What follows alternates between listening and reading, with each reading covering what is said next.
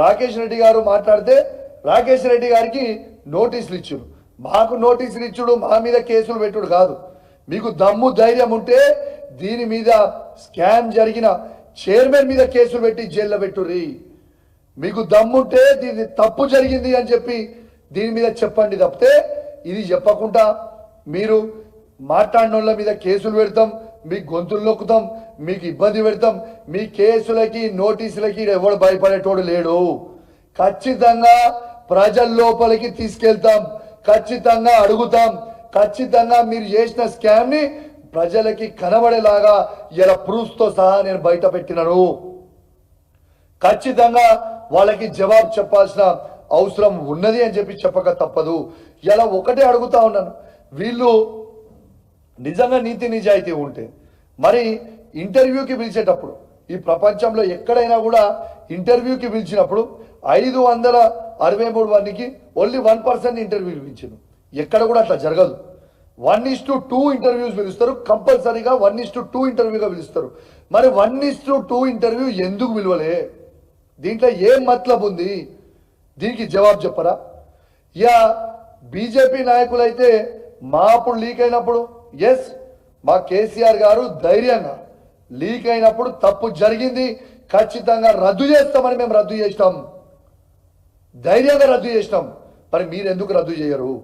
100% proofs తో సహా చూపించిన ఇలా ఖచ్చితంగా మీరు రద్దు చెయ్యాలి.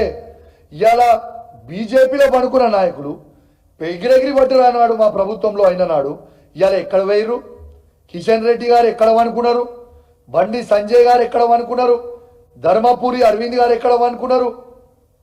ఈటల రాజేందర్ గారు ఎక్కడ అనుకున్నారు? మరి ఇవన్నీ కూడా జవాబులు ఎందుకు బీజేపీ వాళ్ళు మాట్లాడతలేరు?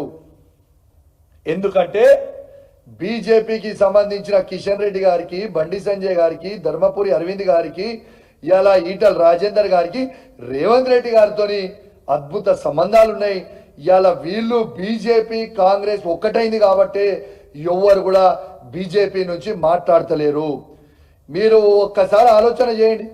ఎగిరెగిరి పడినారు ఆనాడు కిషన్ రెడ్డి గారు, ఇదే బండి సంజయ్ గారు, ఇదే అరవింద్ గారు, ఇదే ఈటల రాజేందర్ గారు ఎగిరెగిరి పడ్డారు ఆ రోజు. ఇలా ఎందుకు మీరు మాట్లాడతలేరు? జవాబు చెప్పండి. బండి సంజయ్ గారికి నేను సవాల్ విసురుతా ఉన్నా, ఈ భారతదేశానికి మీరే హోమ్ మినిస్టర్, ఈ భారతదేశానికి మీరే హోమ్ మినిస్టర్.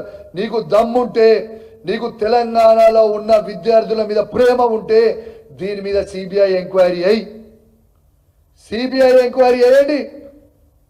ఈ ఎంక్వైరీ మీరు చెయ్యాలి. ఈ ఎంక్వైరీ నువ్వు చేపి ఉట్టి వచ్చి డ్రామాలు చేసిపోతే కలవదు.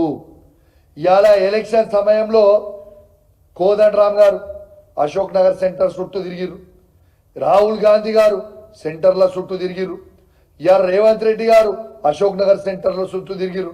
చుట్టూ తిరిగి మీకు ఉద్యోగాలు ఇప్పిస్తాం, మీరు ఖచ్చితంగా ఓట్లు వేయాలి, మాకు సపోర్ట్ చేయండి, మీరు రాగానే ఖచ్చితంగా మీకు అన్ని ఇస్తామని చెప్పారు. ఎక్కడ వేరు? ఉద్యోగాలు ఎవరికి వచ్చినాయి? కోదండరామ్